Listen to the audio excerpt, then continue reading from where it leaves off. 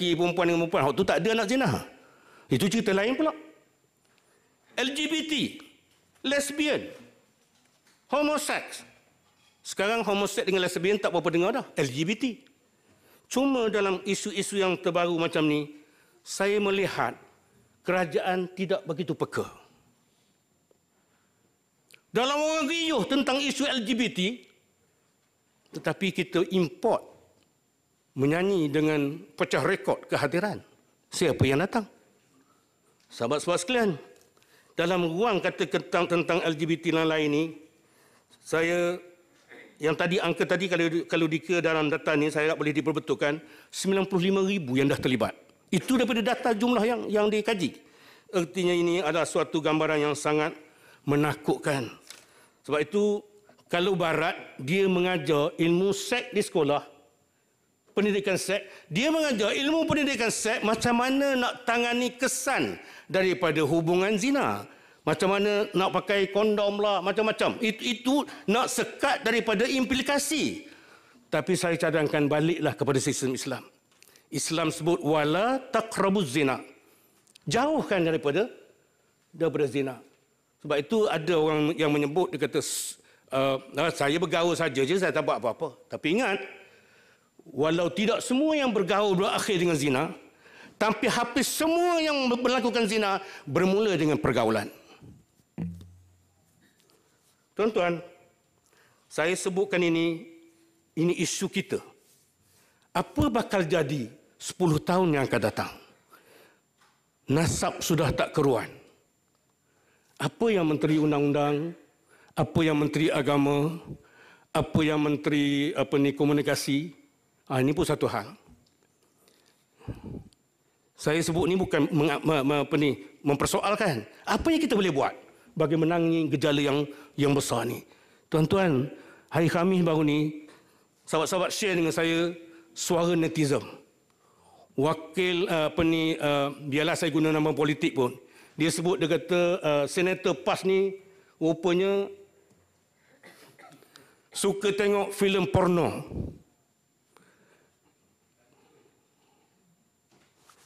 Tuan-tuan, saya sebut tentang TikTok. Saya tak ada. Saya tahniah kepada penggerak-penggerak TikTok untuk menyedarkan rakyat. Tapi janganlah tuduh benda yang soal saya ni akaun TikTok pun tak ada. Yang lain saya ada. Sebab bila kawan-kawan tunjuk, buka scroll, nampak terus yang pelik-pelik. Saya tutup. Datang tengok telefon saya, tak ada akaun TikTok.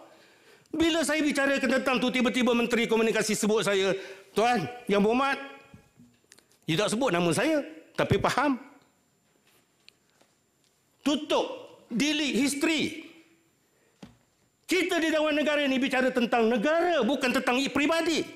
Kenapa tentang peribadi saya pula, bila saya suarakan, anggap bahawa saya ni, suruh delete history TikTok saya. Ini tidak betul. Saya nak sebutkan ini supaya jangan berulang. Menteri serius bercakap. Menteri jangan simply lepas balik paku buah keras dan tak patut kepada ahli dewan yang bertanya demi kemaslahatan umat dan negara yang akan datang. Saya sikit lagi nak masuk dalam ruang masa yang sangat sikit ini ialah tentang isu keterjaminan makanan. Tuan-tuan, ini untuk Kementerian Pertanian, MOSTI dan mungkin yang berkaitan. Kita ada bajet untuk kajian research berapa juta? 300 juta. Saya difahamkan Mardi mohon 300 juta. Jangan ditanyalah ke mana pula dapat, saya dengar. Dan allocation yang ada, kalau tak salah saya, hanya 60 juta untuk Mardi. Kita sedang berdepan dengan isu serius keterjaminan makanan. Kita berbicara tentang global warming. Ini yang akan berlaku tahun depan ni, dia panggil apa? Ribut solar. Ribut solar ke apa nama? Tahun 2024. Panas yang melampau. Nahri menyebut start tahun 2025 bakal berlaku kemarau panjang. Tuan-tuan, kita bercakap tentang isu ini. Tentu isu ini, Quran telah menukilkan satu kisah. Zaman Nabi Yusuf, Rasul Allah dipenjarakan atas sebab fitnah dengan Zulaikha. dalam masa di penjara, datang satu mimpi raja.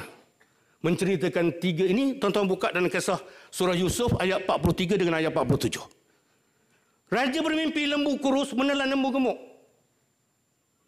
Pusing-pusing tak dapat nak jawab, jumpa Yusuf yang orang kenal, rupanya dia adalah pentafsir mimpi. Yusuf masih dalam penjara. Akhirnya pendekkan cerita, Yusuf dilantik menjadi menteri. Dan Yusuf memperkenalkan kaedah 7 tahun, 7 ekor lembu kurus menelan lembu gemuk, 7 tahun. Pertama, bertanam sungguh-sungguh untuk 7 tahun. Stockpile lah kita kata sekarang yang akan datang. Sebut betul cara tanam gandum, tuai, simpan dengan tangkainya. Sebahagian kamu makan, sebahagian kamu jadikan benih, sebahagian kamu simpan. Saya sebut banyak kali juga tentang keterjaminan makanan, sekadar perkongsian. Tapi saya fikir sehingga hari ini kita tak really serius. Kalau 60 juta peruntukan untuk kajian semua ni, saya tak fikir kita akan mampu menyelesaikan. Kita nak createkan satu produk baru yang nantinya untuk lipatan ganda produk, precision agriculture dan lain-lain. Tapi kita juga nak perkasakan sistem pertanian yang lama. Sebab pertanian yang lama semua orang boleh buat. Rakyat punya movement boleh buat. Iraq bertahan walau diperangi bertahun-tahun sebab rakyatnya tanam gandum. Kita sekarang ni rakyat tak tanam dah gandum. Tuan-tuan, gandum, padi. Kita di luar, orang kenal kita hebat. Malaysia ni hebat. Tapi bab research saya fikir perlu diperhebat lagi. Tuan boleh bergambarkan, kita buat sekarang ni bangga untuk bakal melahirkan, mengeluarkan padi 5 kali 2 setahun. Sebelum ni saya sebut, Indochina sudah mengeluarkan padi 75 hari, tuan-tuan. Nama klon dia, saya dah sebut dulu. Nama klon dia adalah MQ34. 13 hari. 75 hari.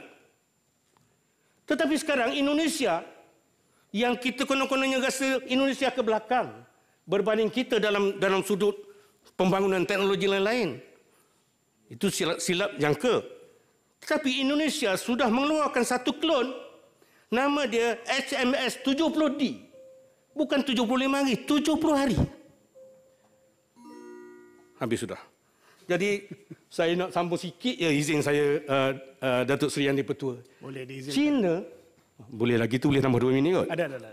Seminit cukup. Seminit, okey.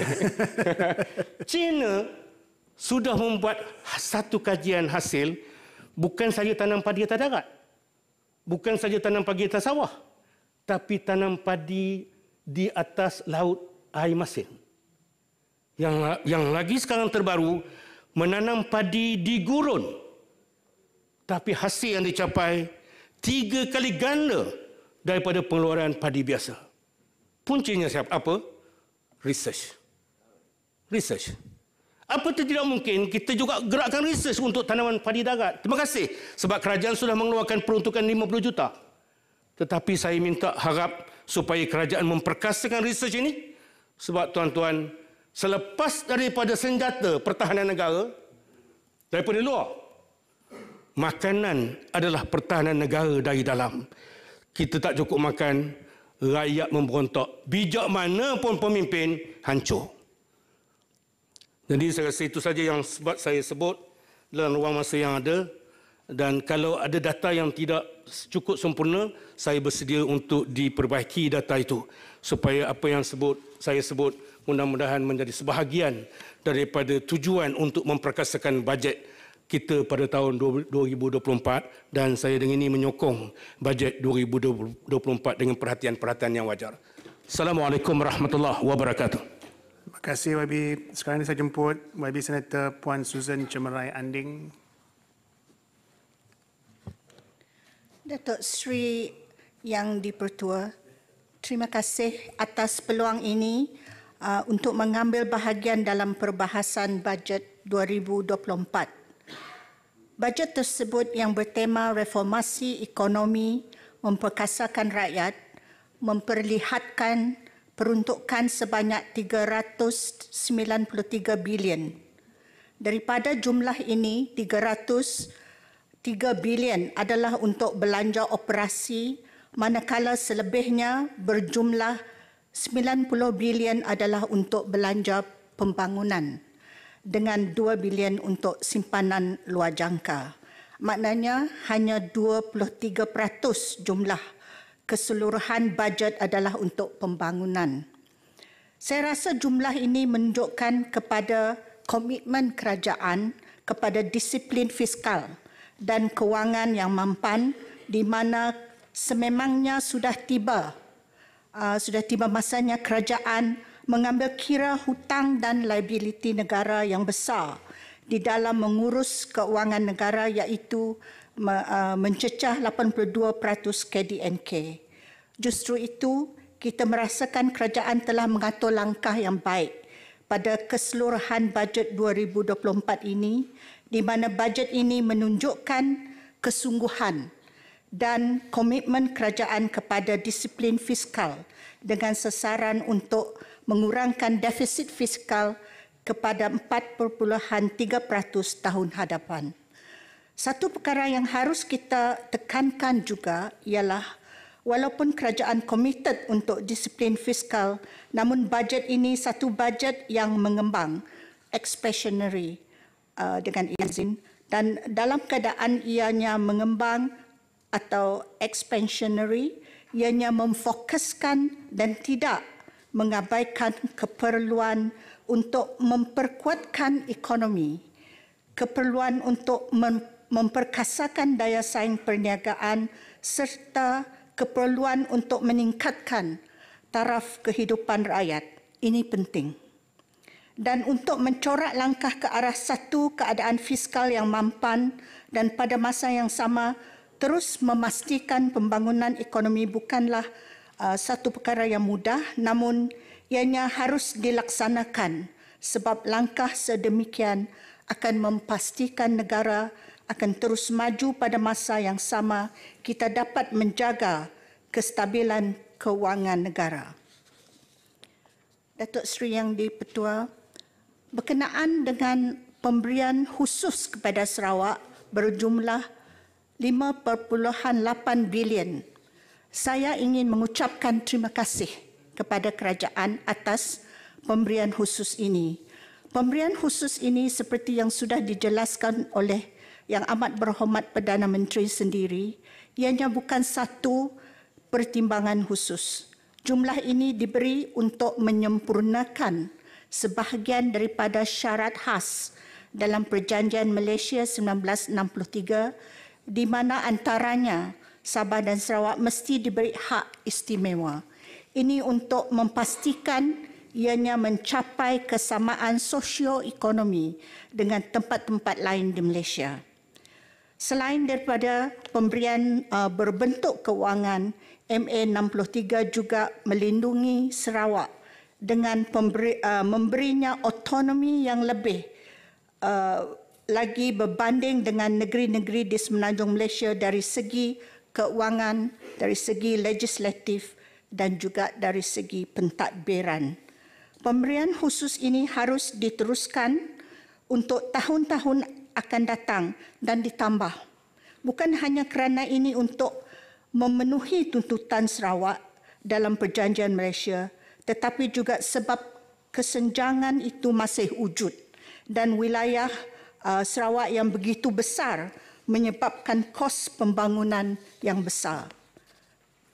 Tambahan juga Sarawak menyumbang secara signifikan dengan jumlah yang begitu besar kepada hasil negara daripada minyak dan gas sejak berpuluh tahun sebelum ini dan berjumlah berbilion-bilion ringgit. Sarawak sekarang mahukan autonomi dalam pendidikan dan kesihatan. Kalau kita lihat dari segi isu sekolah daif yang masih belum berkesudahan untuk sekian lama dan manakala itu kesusahan yang dialami anak-anak kita dan guru-guru mereka terutama di pendalaman, tambahan pula dengan isu kekurangan guru dan pelbagai permasalahan lain, kita akan tentu faham mengapa Sarawak mahukan autonomi dalam pendidikan dan juga kesihatan. Tapi nampaknya setelah sekian lama ini, isu ini belum menjadi satu realiti. Jadi saya ingin bertanya, apakah status perbincangan berkenaan dengan dua tuntutan ini dan apakah garis masa atau timeline dengan izin yang diberi untuk mencapai kata putus dalam isu ini. Datuk Seri Yang di-Pertua, bajet 2024 telah memperuntukkan sejumlah 2 bilion untuk memudahkan peralihan tenaga nasional untuk merealisasikan aspirasi National Energy Transition Roadmap dengan izin dan mencapai net zero carbon emission dengan 6 pemacu utama iaitu peralihan tenaga termasuk hidrogen, mobiliti hijau, tenaga boleh diperbaharui dan juga penggunaan carbon capture dan storage CCUS. Berkenaan dengan perkara ini, Sarawak berhasrat untuk terus mengetuai agenda ekonomi hijau serantau. Sarawak sekarang terkehadapan berbanding dengan negeri lain di Malaysia dan juga negara lain di Asia Tenggara di dalam menangani perubahan iklim mengikut Paris Agreement kerana sudah mempunyai satu pelan peralihan tenaga yang berani dan sistematik. Juga 70% tenaga Sarawak adalah daripada tenaga hidro yang boleh memberi manfaat bukan sekadar untuk menjana elektrik sahaja tetapi juga untuk mengurangkan carbon emission intensity dengan izin sistem penjana. Dan ini sudah tentu menyumbang kepada komitmen net zero dan kemampanan. Pada 2030, Sarawak berhasrat untuk mencapai 100% janaan tenaga elektriknya daripada sumber boleh diperbaharui dengan melabur di dalam tenaga solar, biomas, hidro dan juga carbon capture dan storage CCUS. Sarawak juga sedang mencari jalan untuk decarbonize dengan izin sistem pengangkutan untuk beralih kepada ekonomi rendah karbon dan sudah pun menjadikan elektrik hijau sebagai tunjang. Seawal 2019, Sarawak sudah commission dengan izin hydrogen production plant dan refilling station yang pertama. Datuk Seri Yang di-Pertua, bajet ini ada menyatakan bahawa 2.4 bilion akan diperuntukkan kepada Felcra, Felda dan Risda untuk menggalakkan aktiviti agri-komoditi dan mempertingkatkan kesejahteraan pekebun kecil. Soalan saya, apakah jumlah peruntukan yang akan disalurkan kepada setiap agensi ini di Sarawak? Dan saya mahukan maklumat yang lebih terperinci bagaimanakah ianya akan diguna pakai. Persoalan saya juga ialah bagaimanakah pula dengan agro komoditi yang lain seperti lada yang merupakan komoditi utama untuk kebanyakan kawasan di Sarawak seperti kawasan saya di Ulu Sekerang dan Engkelili. Mereka di kawasan ini masih tidak ada kemudahan jalan yang baik dan oleh kerana kawasan yang sangat jauh hanya dapat mengusahakan lada yang lebih senang dibawa menggunakan perahu dan kereta kecil seperti pick-up kecil. Oleh itu, saya juga ingin bertanya, apakah status terkini perancangan untuk membina jalan ke Ulu Sekerang yang sudah sekian lama dalam perancangan tetapi sampai sekarang belum lagi dibina. Datuk Seri Yang di-Pertua, berkenaan dengan 400 million yang akan diperuntukkan untuk mengimplementasikan program memperkasakan keterjaminan makanan, saya ingin memohon butiran terperinci berkenaan dengan program tersebut seperti agensi yang terlibat dan apakah program yang dimaksudkan. Kerajaan juga memperuntukkan 58.1 bilion, satu jumlah yang agak besar untuk pelbagai inisiatif termasuk subsidi, insentif dan bantuan di mana hampir 50% diperuntukkan untuk mengawal harga barang dan perkhidmatan. Dengan jumlah yang berbilion ini, saya ingin bertanya sama ada wujud mekanisme yang memberi maklum balas yang membolehkan peniaga dan pengguna memberi input berkenaan dengan sama ada polisi kerajaan efektif atau tidak dan impak polisi kerajaan dalam mengawal harga barang dan perkhidmatan. Apakah peranan yang dimainkan oleh polisi perdagangan dan faktor ekonomi antarabangsa dalam mempengaruhi harga domestik dan bagaimanakah kerajaan menangani faktor tersebut? Datuk Seri Yang di-Pertua, berkenaan dengan Madani Medical Scheme yang bakal diperluaskan ke seluruh negara dengan peruntukan berjumlah 100 million dan akan memberi manfaat kepada 700,000 orang. Saya juga ingin bertanya sama ada program ini akan diperluaskan kepada luar Bandar Sarawak dan kalau iya, bagaimanakah program ini akan diperluaskan kepada luar Bandar Sarawak yang kebanyakannya tidak ada klinik swasta, malah kebanyakan tempat jauh dari klinik kerajaan. Saya rasa memang susah mahu diperluaskan ke tempat macam ini dan masyarakat luar bandar seperti biasa tercicir daripada kemudahan seperti ini. Dengan itu saya ingin tahu apakah bantuan lain yang kerajaan dapat berikan supaya mereka dapat menerima kemudahan kesihatan sama seperti orang di bandar atau separa bandar. Skim ini juga sangat terhad dari segi jenis perkhidmatan yang ditawar. Adakah kerajaan berhasrat memperluaskan lagi jenis perkhidmatan merangkumi umpamanya memberi ubatan untuk penyakit NCD ataupun non-communicable disease. Datuk Seri Yang di-Pertua, akhir sekali pada bajet 2024 ini sejumlah 56 juta yang telah diperuntukkan untuk memperkukuhkan institusi perundangan dan perhakiman. Ini saya sangat alu-alukan kerana pentingnya saya rasa memberi kemudahan yang selesa, terkini dan menjaga imej badan yang tertinggi dan mulia di negara kita.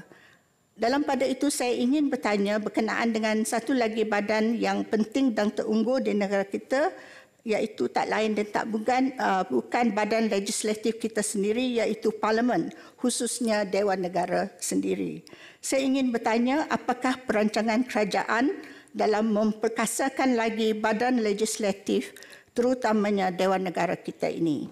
Saya juga ingin bertanya apakah status terkini perancangan untuk parliamentary reform seperti pengubalan Parliamentary Services Act untuk mencapai separation of powers antara legislatif, eksekutif dan juga judiciary.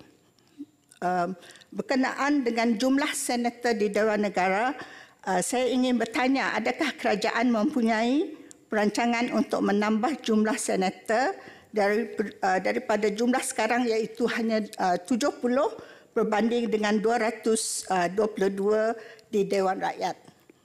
Saya percaya jumlah ini harus ditambah sebagai usaha untuk memperkasakan lagi institusi parlimen.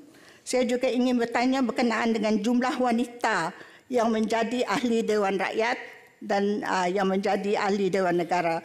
Berdasarkan data pada November 2023, terdapat 30 ahli Dewan Rakyat wanita dari 222 keseluruhannya.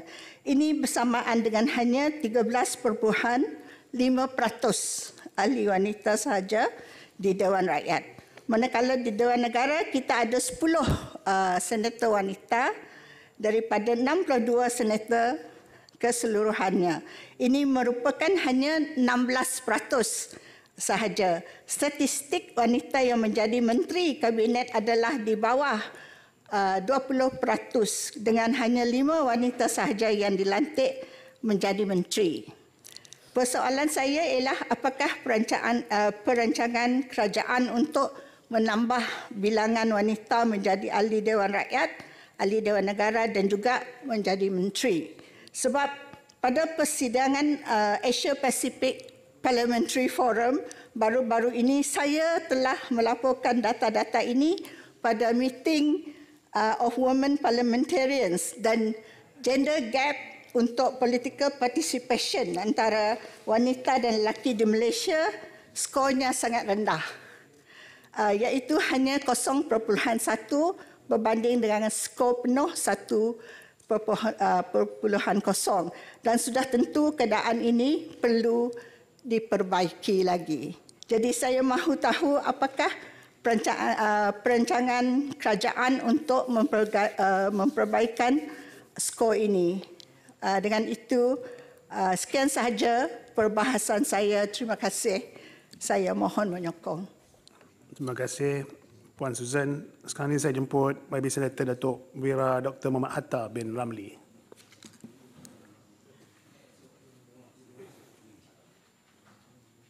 Terima kasih Datuk Seri Yang di-Ketua atas keizinan untuk saya tumpang berbahas isu belanjawan kita 2024 ini, dan saya memulakan dengan ucapan salam. Assalamualaikum warahmatullahi wabarakatuh. Salam sejahtera.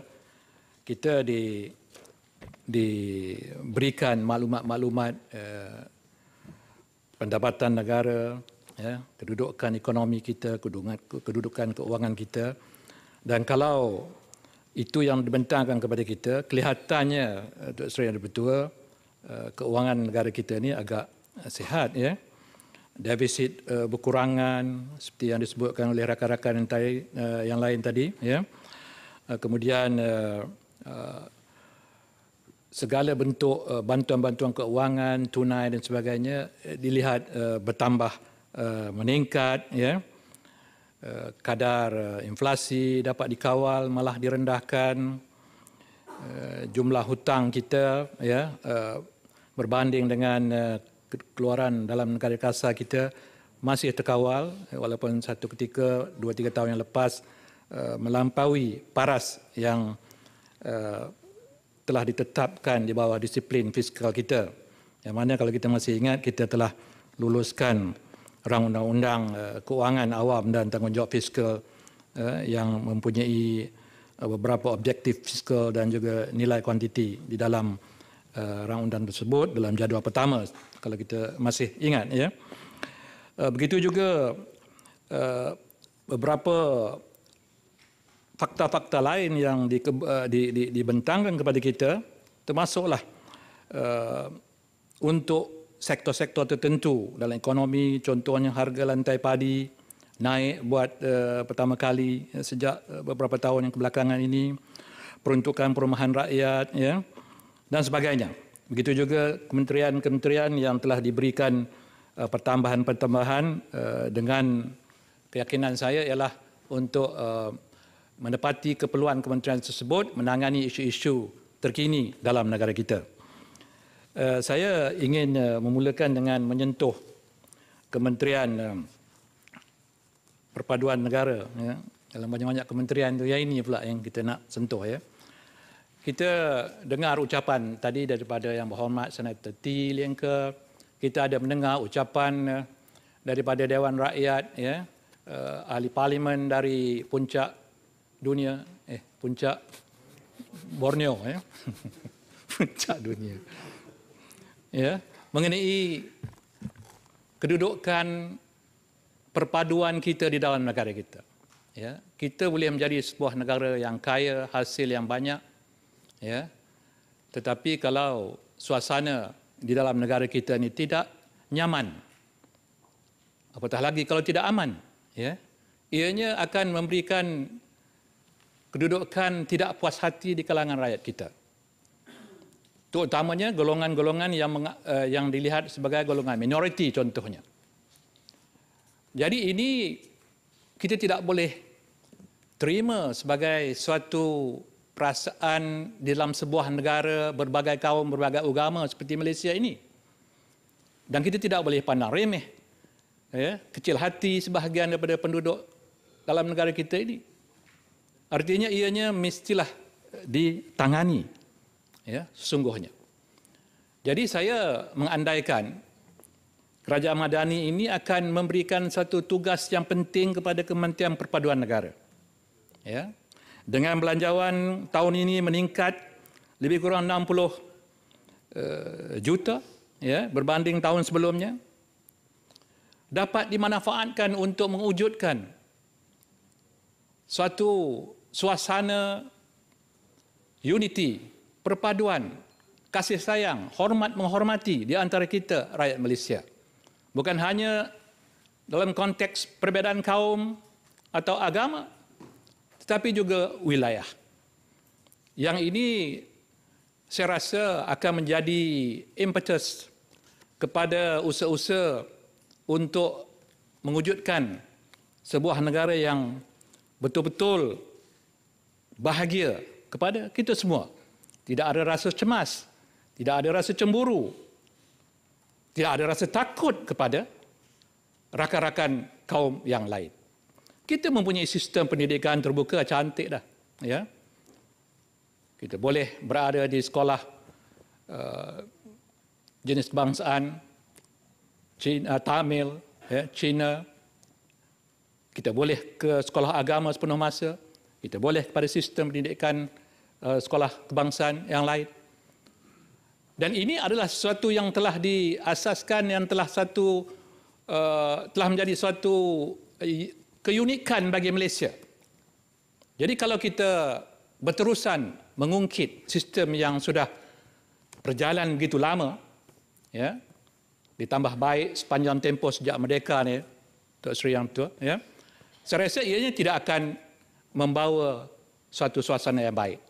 Jadi lebih baik kita tumpukan bagaimana pengisian di dalam sistem pendidikan tersebut.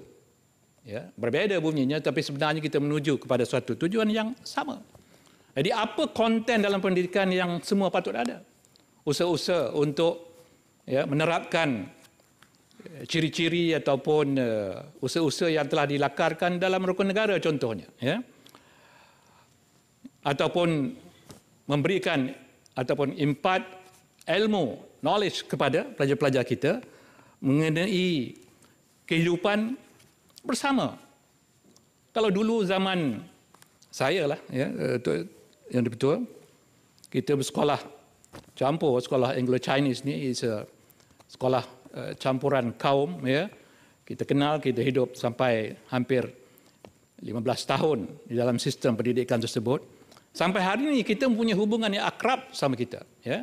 Tetapi kebelakangan ini sudah timbul rasa curiga. Jadi ini harus dilihat semula secara serius. Saya berkeyakinan Kementerian Pendidikan disokong oleh Kementerian Penerangan. Ya, Timbalan Menteri kita ada di sini. YB kita khusyuk, ya. Timbalan Menteri KKM. Ya. Akan mengambil serius, ya, untuk mengemukakan ataupun untuk menerapkan rasa hormat kasih sayang ini secara bersungguh-sungguh, ya. Dan di pihak mereka yang bertanggungjawab dalam pembangunan ekonomi contohnya juga harus melihat, ya, bagaimana tumpuan yang akan diberikan kepada golongan-golongan yang memerlukan, ya, yang betul-betul memerlukan, bukan atas dasar kaum, atas dasar agama, tapi mengambil kira keseluruhan faktor supaya tidak ada yang berasa tertinggal, ya, baik di wilayah Sabah, Sarawak atau mana-mana negeri di Semenanjung. Sebab itu apabila Yang Berhormat Senator Cikgu Husin bangkitkan isu royalty tadi ni, ya, memang kita berjuang ke arah itu atas nama keadilan, ya, dalam pengagihan ekonomi. Tetapi kita juga masih ingat sehebat mana kita berkempen dahulu dalam kempen royalty ini. Saya antara yang terlibat walaupun tidak berada di barisan depan sekali. Tetapi akhirnya seolah-olah macam kita akur dengan pentafsiran-pentafsiran seperti yang disebutkan oleh Senator Cikgu Husin tadi, ya. Dan perkara tersebut walaupun masih perlu didebatkan, tetapi kelihatannya sudah hampir semacam we resign to the fact, Datuk Seri dengan izin, kepada pentafsiran tersebut. Kalau ada pandangan seperti yang disebutkan oleh Senator tadi, maka kita harus membawanya supaya dikaji atau dibincang semula pentafsiran ataupun bagaimana kedudukan terkini suasana berbanding vis-a-vis kedudukan ekonomi pada hari ini. Saya yakin benda ini bukan dalam kitab yang turun dari langit, tapi perkara yang kita cipta, kita reka, kita bentukkan. Jadi sudah tentu ianya perlu dinilai semula, kalau perlu. Sebab itu saya menjangkakan dalam 33 bulan Cikgu Hussein, kerajaan yang lepas ni, perkara ini boleh saja dibangkitkan. Boleh saja dikaji semula, tapi mungkin tak sempat. Tak sempat. Banyak benda yang nak buat pun hari ini diminta kerana ketika itu tidak sempat. Saya akur. Jadi sebab itu saya kata... Boleh celah sikit, Doktor? Ya, sila. Saya tak kira kerajaan mana masa tu, tapi saya fikir sekarang waktunya untuk kita kemukakan cadangan supaya perkasakan balik semangat setikawan satu negara federalisme ini. Siapa pun yang mengatakan kembali kepada keadilan yang sebenar. Masih. Sokong sepenuhnya. Saya setuju sepenuhnya. Tapi kita kena ingat, kadang-kadang opportunity datang sekali. Ya, kalau kita tidak manfaatkan opportunity tersebut, ia boleh datang lagi. Ya, saya yakin ianya boleh datang lagi.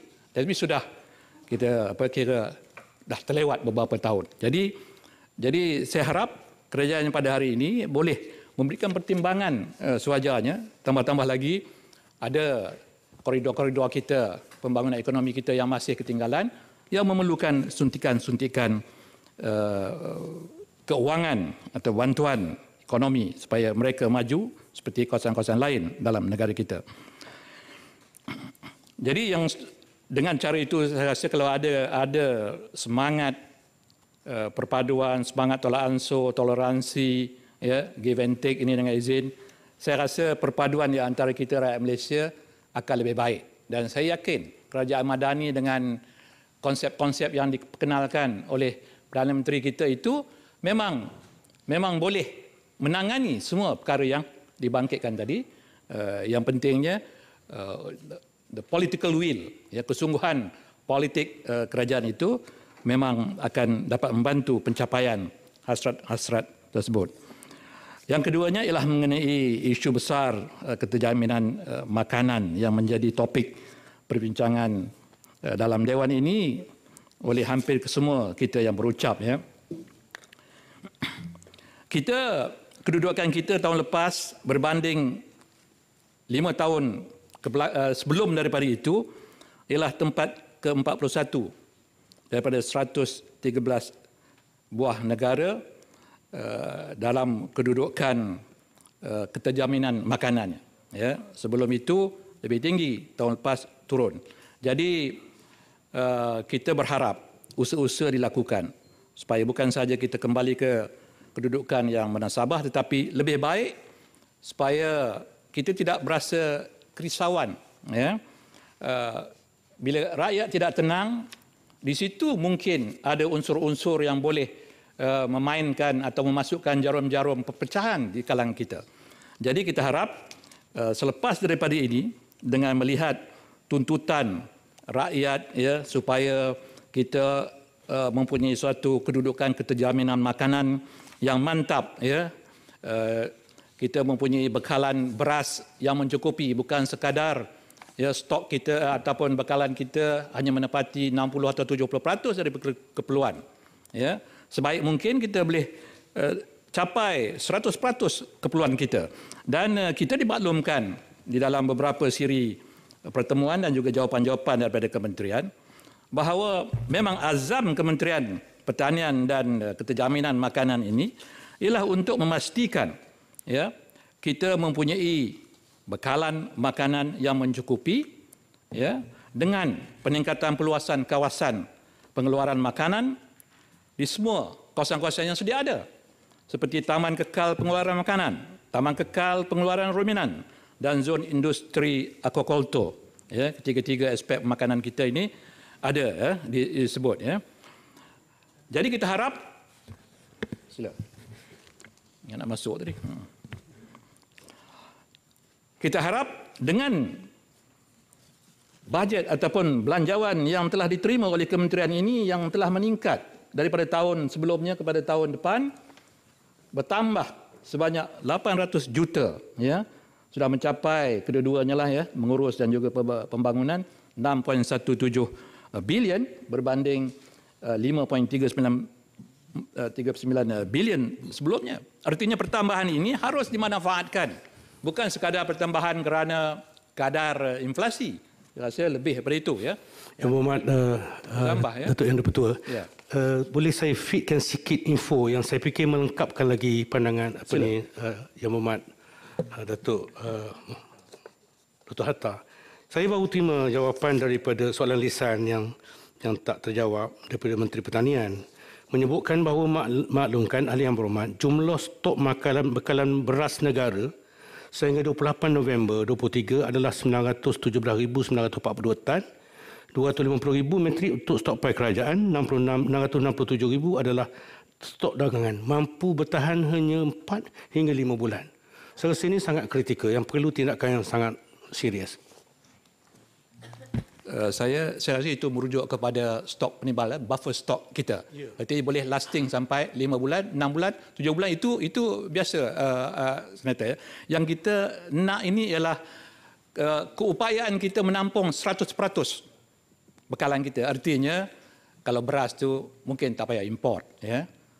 Boleh ke? Saya rasa boleh. Dah dijawab oleh kementerian dengan menambah peluasan kawasan, pembangunan model pertanian mampan yang dapat mengurangkan, ya, pelepasan gas rumah kaca dan mendapatkan mengurangan pelepasan gas metana. Itu bagus semua tu.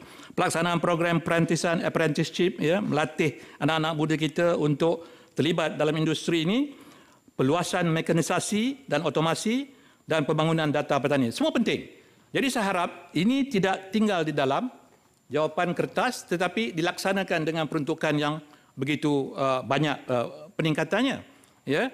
Dan ini memerlukan kerjasama pihak negeri, Tuan Seri dan Ketua, ya.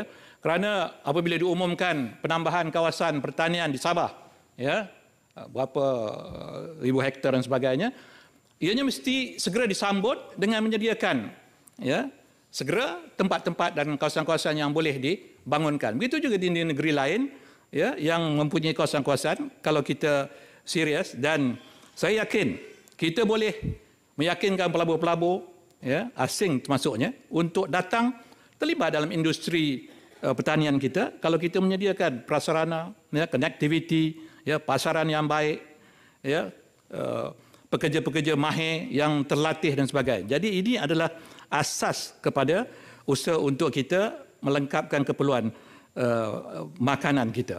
Jadi dengan cara itu kita akan dapat menangani keterjaminan makanan kita ini, di samping seperti pagi tadi kita dengar bagaimana langkah-langkah penguatkuasaan, penipuan-penipuan, salah guna bahan-bahan yang telah disubsidi, ya. Jadi ini semua mesti melibatkan semua agensi, semua kementerian yang terkait supaya tidaklah usaha satu kementerian itu terabai ataupun tak dapat dimajukan kerana tidak mendapat sokongan daripada kementerian yang lain. Kemudian saya juga tertarik dalam pembangunan negara kita ini, ya, terutamanya dalam industri, termasuk juga pertanian, kerana kita ada koridor-koridor pembangunan ekonomi, ya, yang telah dirangka, telah dirancang begitu lama, dan ada yang masih perlu dibangunkan, ya. Jadi untuk itu saya rasa koridor-koridor yang terpinggir, ya, misalnya di sebelah pantai timur, ya, koridor timur, ya, ECR, ya, ada kawasan industri seperti di Terengganu, ya, di Kertih, ya, ataupun sebelah Kuantan. Tapi bagaimana tentang negeri Kelantan misalnya, satu negeri industri pertanian yang mantap, yang memang telah established begitu lama, harus juga diberikan lonjakan, ya, dengan kerjasama daripada kerajaan negeri menyediakan tapak dan pihak kerajaan pusat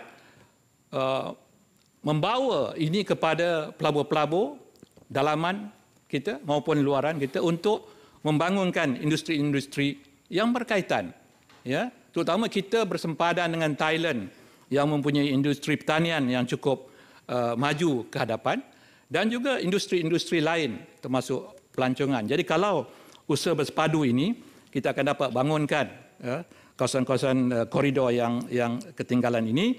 Begitu juga di utara kita ada di Perlis, ya, di Kedah juga memerlukan tidak cukup dengan kawasan-kawasan sedia ada seperti ya, kawasan industri di Kulim, ya, ataupun di Perlis sana ada kawasan juga kecil, ya.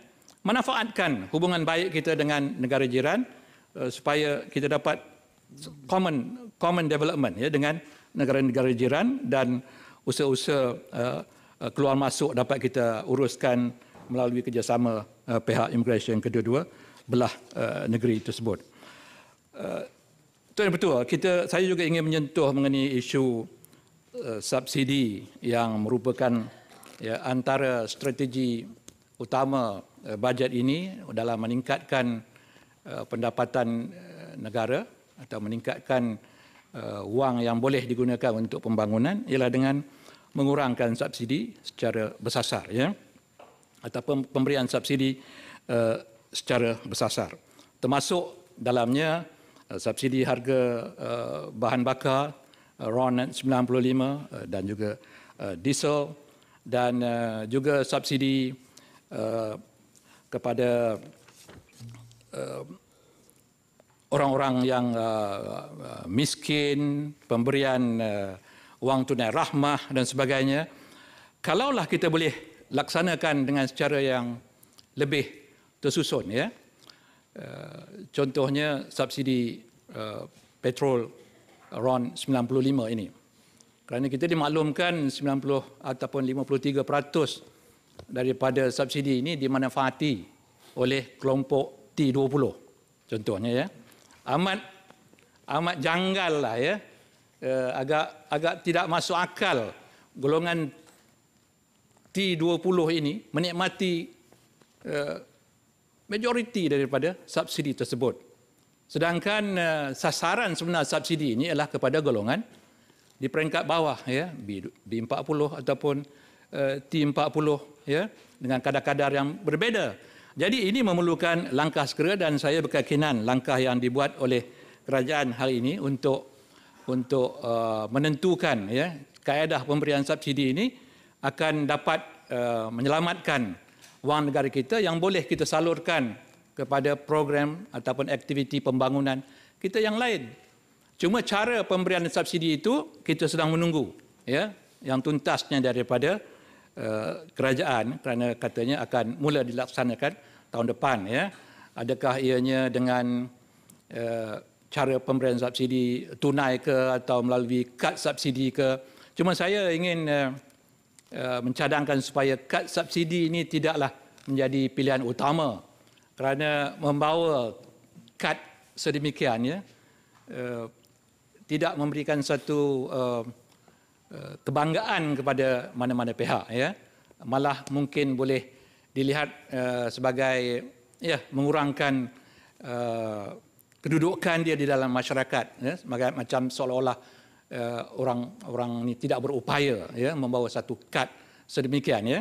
Jadi mungkin ada kaedah-kaedah tunai yang boleh dengan mengambil kira, ya, social safety approach, ya, ataupun pendekatan keselamatan sosial, ya, mengikut kedudukan ekonomi mereka, pendapatan isi rumah mereka, dan juga trend perbelanjaan mereka. Perkara ini saya dimaklumkan boleh didapati data-datanya dan memang sedang pun dikumpul, ya. Dan memberikan mungkin kaedah-kaedah yang pemindahan cash ke dan sebagainya. Tunai rahmah ni Tuan Ketua saya rasa merupakan antara kaedah yang baik, yang boleh face saving juga, tetapi tepat kepada kumpulan sasaran yang hendak kita cari. Jadi dengan cara itu kita dapat menangani, ya, keperluan penduduk kita yang memang, ya, memerlukan subsidi ini.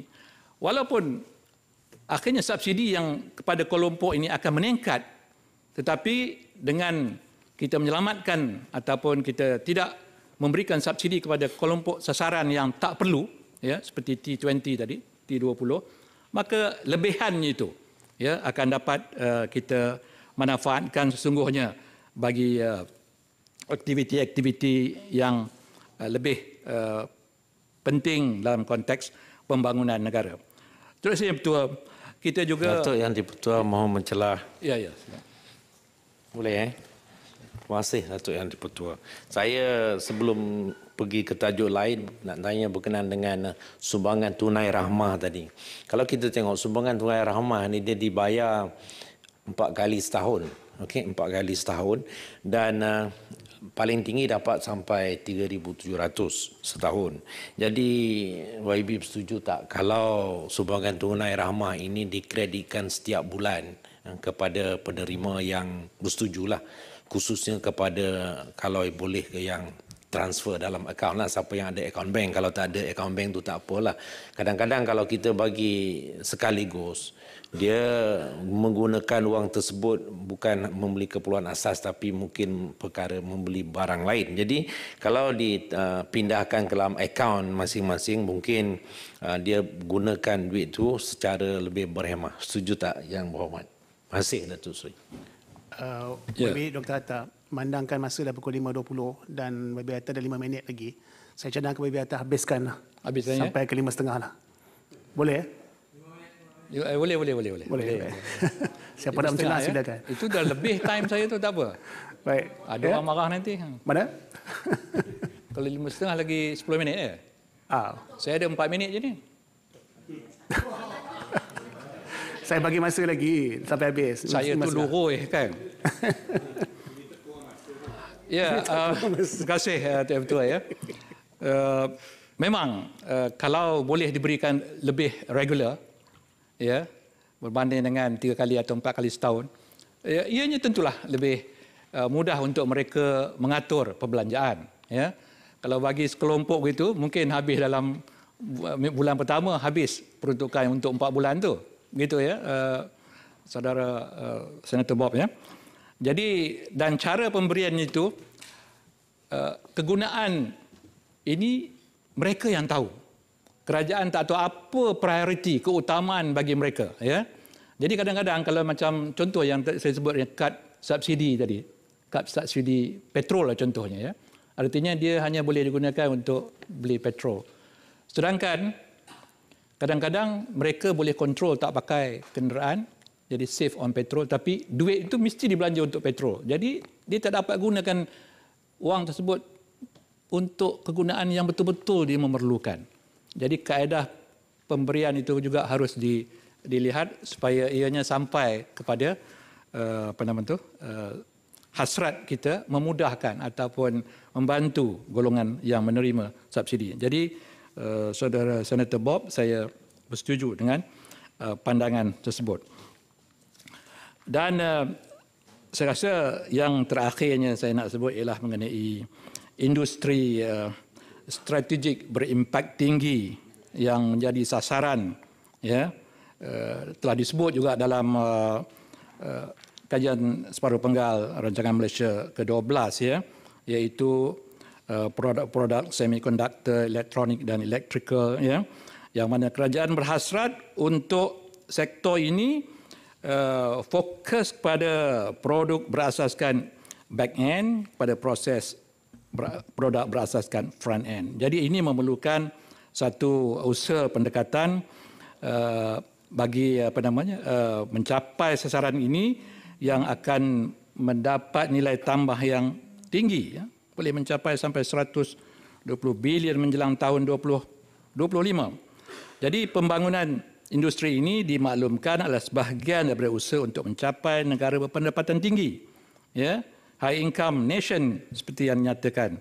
Jadi ada isu di sini, ya, kerana kadang-kadang bila kita menggunakan bahan-bahan mentah, ya, untuk teknologi tinggi ini datang daripada import, ya, melalui import, khususnya daripada China, sudah timbul, ya, bahawa sebahagian daripada bahan-bahan ini datang daripada kawasan contohnya kawasan yang disifatkan terkena dengan halangan-halangan dagangan oleh negara-negara barat, terutamanya Amerika. Contohnya bahan-bahan daripada kawasan Xinjiang. Jadi bagaimana kita nak memastikan produk-produk yang kita perlukan dalam proses pembangunan ini dapat tiba ke negara kita, sama ada daripada sumber yang lain dengan kos yang menasabah. Jadi ini memerlukan usaha daripada kerajaan, dan saya nak bertanya kepada kerajaan apa usaha-usaha yang dibuat supaya produk utama semiconductor dan photovoltaik ini yang dikatakan datang dari Xinjiang, iaitu pengeluar utama kapas dan polisilikon ini, dapat kita manfaatkan dan tidak menjejaskan ekspor barangan kita kerana barang-barang ini adalah terlibat di dalam boikot. Macam mana Tan Sri? Tan Sri ada maklumat tentang perkara tersebut, Tan Sri, Datuk Loh, Jadi ini semua harus menjadi perhatian kerana kita tidak mahu usaha kita meningkatkan pengeluaran dan juga ekspor ini terhalang kerana isu-isu ekspor ban ini ataupun import ban ini Begitu juga kita mencadangkan supaya adakan polisi yang dilaksanakan ataupun bertanyakan penyelesaian adakah polisi yang dilaksanakan oleh pihak Amerika Syarikat khususnya akan mengganggu usaha kerajaan untuk menaikkan nilai ekspor barangan itu tadi Dan sejauh manakah ketergantungan industri kita INI negara ini kepada bahan komponen yang dibuat oleh China tadi seperti yang saya sebutkan. Adakah alternatif lain? Adakah kita mencari sumber-sumber yang lain? Dan apakah perancangan kerajaan dalam menangani isu ini jika benar industri INI ini mahu dijadikan sebagai satu lagi sumber pendapatan tinggi bagi negara kita. Jadi Tuan Sri Yang Bertuah, kita berharap pandangan-pandangan ini dapat diberikan jawapan dan juga penilaian, dan kita yakin kita semua akan bersetuju kalau kita uruskan negara kita ini dengan ketelusan, dengan bersih, jauh daripada rasuah dan jauh daripada salah guna kuasa dan juga ketirisan. Laporan Ketua Audit Negara, saya dalam PAC dulu biasa juga dengar banyak ketirisan yang dilaporkan oleh Ketua Audit Negara dan setiap kali laporan didedahkan. Seolah-olah macam sudah menjadi suatu perkara yang tetap akan ada dan tidak dapat diselesaikan.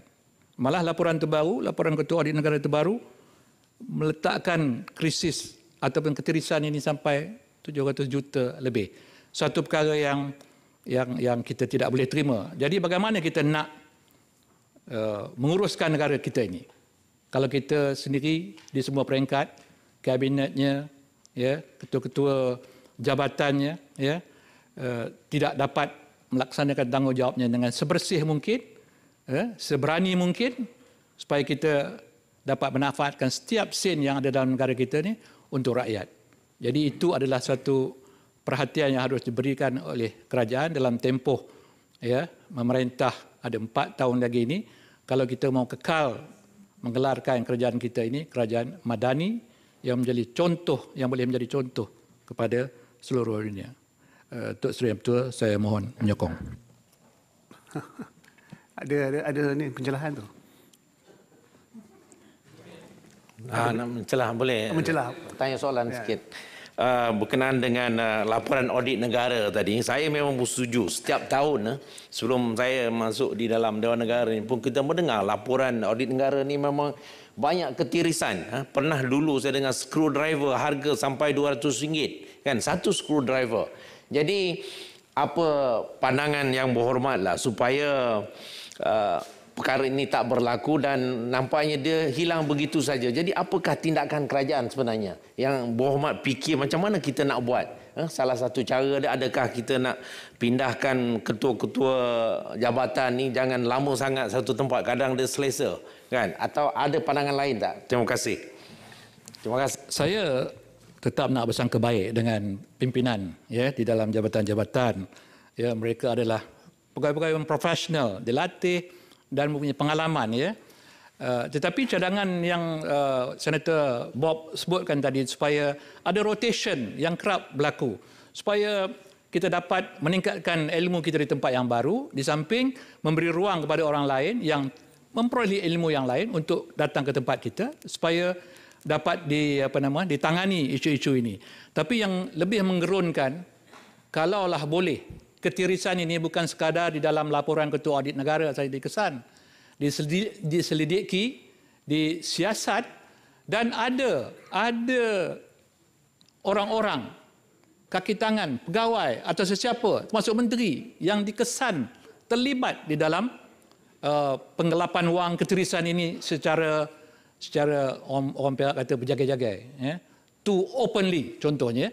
Yang itu kalau ada tindakan mahkamah ataupun tindakan disiplin yang berat ya, mungkin ia akan menimbulkan kegentaran. Kalau tidak, laporan demi laporan kita akan dengar dan kita akan ulas ya setiap kali, tetapi masih lagi berulang sebab mungkin orang kata ini tidak ada kesan terhadap kaki tangan kerajaan. Jadi saya harap kita serius, laporan itu dibuat dengan bersungguh-sungguh oleh Ketua Audit Negara. Ya, biarlah ianya memberi makna dan perubahan kepada sistem kewangan kita. Terima kasih. Terima kasih. Belum habis ya?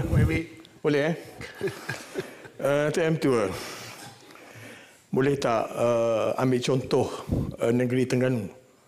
Negeri Terengganu tahun 2021 hingga 2022, Tuan M. Tua. Laporan audit tidak ada tegaran, tidak ada teguran. Maksudnya, bahasa auditnya kalau tidak ada teguran ni, tak ada ketirisan, tak ada salah guna kuasa dan tak ada rasuah. Jadi setuju ke tak kalau pengurusan diambil contoh seperti mana pengurusan negeri Terengganu yang dipimpin oleh Yang Berhormat Datuk Seri Dr. Samsuri. Terima kasih. Mana yang baik ni Datuk Seri Yang Tua, kita patut kaji, kita ikut, tidak jadi masalah ya. Yang itu yang kita nak ya. Tidak timbul negeri mana ke yang banyak, kalau kita nak sebut negeri kan kacau pula kita ya. Jadi yang baik itu kita jadikan teladan ya. Yang tidak baik itu kita saman kita jadi sempadan ya. Itu saman ya. Jangan kita biarkan. Jadi kalau itulah maklumat daripada Yang Berhormat Datuk Razali, syabas ya. Jadi kita kekalkan begitu, dan kalau Malaysia boleh sampai ke tahap itu, selesailah tugas kita ni ya. Wallahu alam. Terima kasih. Yang Berhormat, sekarang dah pukul 2 petang. Jadi dengan ini saya menangguhkan mesyuarat Dewan sehingga jam 10 pagi hari Selasa 5 hari bulan Disember 2023.